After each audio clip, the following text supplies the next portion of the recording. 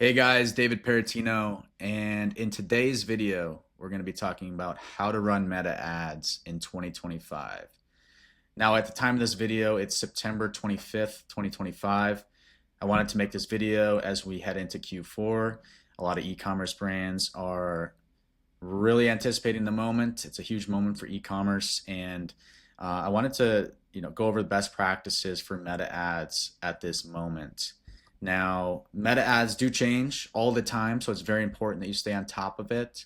But with these tactics, you give yourself the best chance to succeed as we head into Q4. So, if you're not running meta ads, guys, you are leaving tons of money on the table for your business.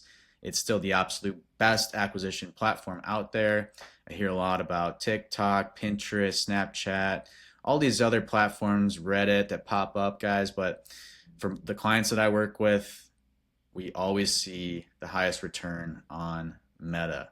So it's very powerful. Its algorithm is an absolute beast. It's smarter than ever. It optimizes faster than ever. So it's very important that you have the right strategy if you're going to be running meta ads. So with that being said, let's dive into it.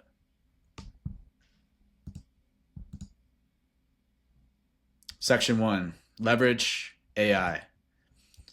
Always, always, always treat Meta as a business partner whenever it comes out with something new, like its AI enhancements or AI features, its Advantage Plus sales campaign, its campaign budget optimization, Advantage Plus audience, Advantage Plus placements. Test into those things, guys. Treat Meta as a business partner. They are in the business of creating the best product, the best platform for its users. They want the experience to be enjoyable. They want to deliver content that its users find valuable. And your job as the advertiser is to make sure that you partner with them. You show people ads that go along with their recommendations, right? So make sure you treat Meta as a business partner always, and always test into its new features. They have some amazing new AI features. Advantage Plus sales campaign has been out for a while. Budget optimization has been out for a while. Advantage Plus audience has been out for a while. Advantage Plus placements as well. But there's some new creative features that I always recommend testing, guys. For example, this one, image generation AI. This is a brand called Kingsfield Fitness that I started. And here's some examples of different ad creative that it came up with. This is the source one right here, this simple blue image. You can see all the different background options that it gives you, right? So some of these might not be on brand, like this one here. This one here is kind of cropped weird. This is, doesn't really make sense. But you can see the potential that this has, right? Where in the past, a photo shoot like this, a professional photo shoot like this would cost thousands of dollars. Now you can do it, with the click of a button in Meta. So it really helps you with your creative volume and your creative diversity. So I always recommend keeping this on for the clients that I work with. And again, double check, make sure that these are on brand. Don't just click them all blindly, but definitely test into these, and you can see, the potential for the creative diversity. Furthermore, with Advantage Plus Creative, you can see on the right here, there's some options that I always recommend keeping on. The first one, which is relatively new in the last week or so, is swap selling points. So this enhancement here just essentially takes out the headline and swaps it with whatever it thinks that user will find, valuable.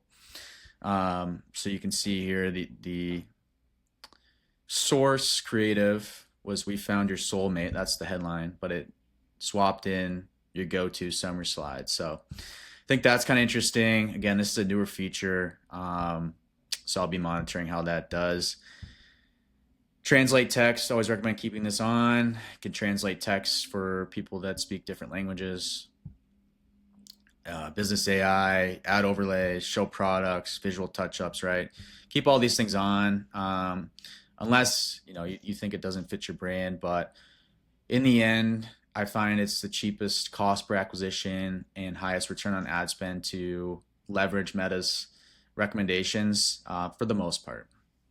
And then Advantage Plus text generation as well, guys. When you're in the creative section, looking at ad copy and headlines, it'll give you 5 AI generated options that it can add alongside the options that you give it. So the more data you can feed it, the better chance you have at getting those purchases or that optimization event that you want. And guys, you should be using AI all the time, every single day in your business, but you do not remove the human component.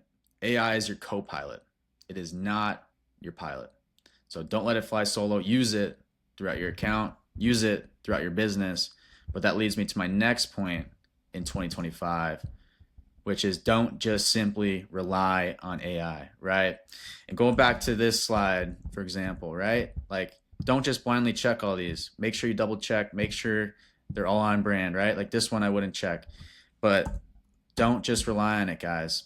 You can still run your evergreen campaigns. You can still, run traditional audiences alongside your Advantage Plus audiences, for example. You can still do detailed targeting. You can still target by gender, age, demographic, right? Test those. Make sure that the new recommendations outperform the old ones before you simply just run them, right? So I always keep on my evergreen campaigns. When something new comes out, I always test it.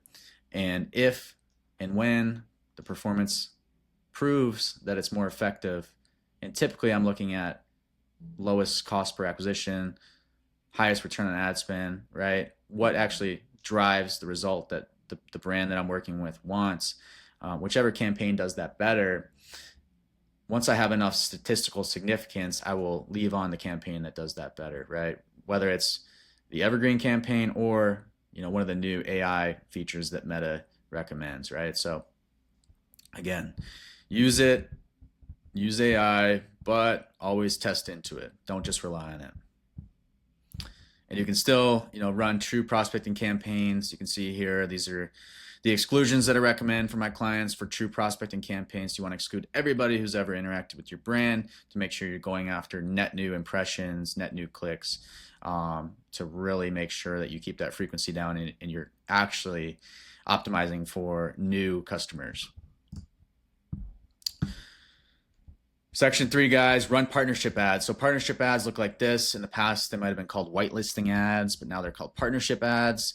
Always try to do this, guys. I see a much higher return on ad spend and much lower cost per acquisition, sometimes 50 to 100% with the brands that I work with when they start running these partnership ads. So make sure you're building those genuine relationships with creators in your niche. Make sure that they post quality content.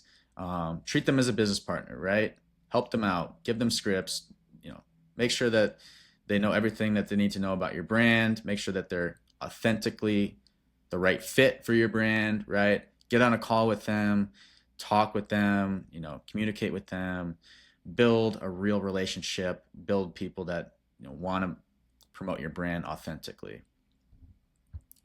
And every brand's different, every influencer is different. You don't need one with hundreds of thousands of followers. You can certainly work with micro influencers in your niche. Think 5, 10, 50K followers. Doesn't have to be, an insanely high amount.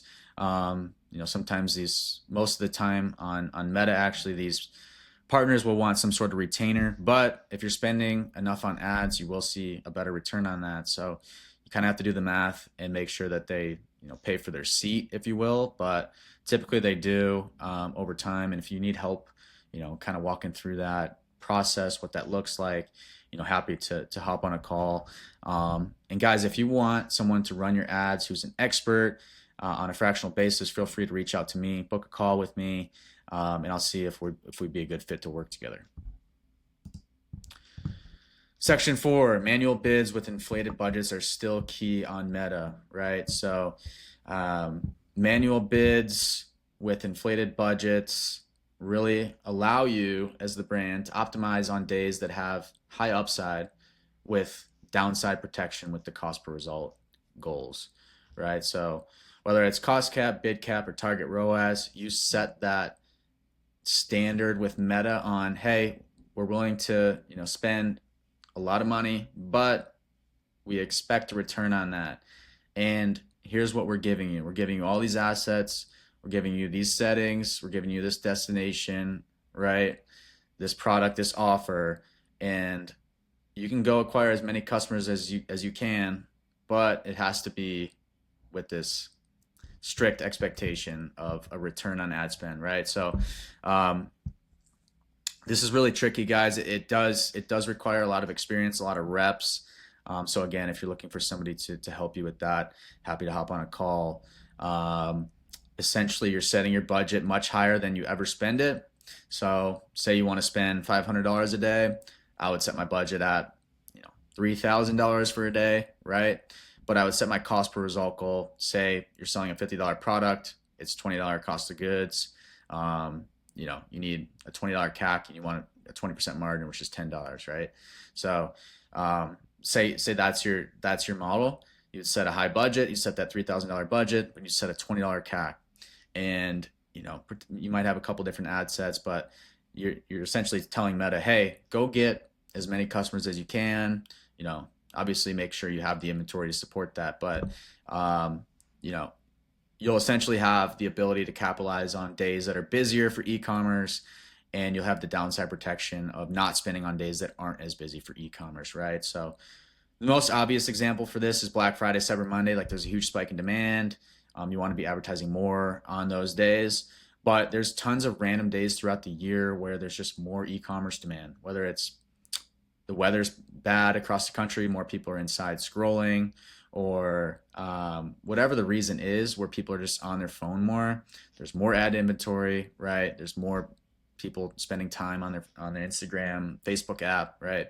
So some of those days are unpredictable, and this strategy allows you to capitalize on that. So I always recommend it, and if you need help with this, feel free to reach out.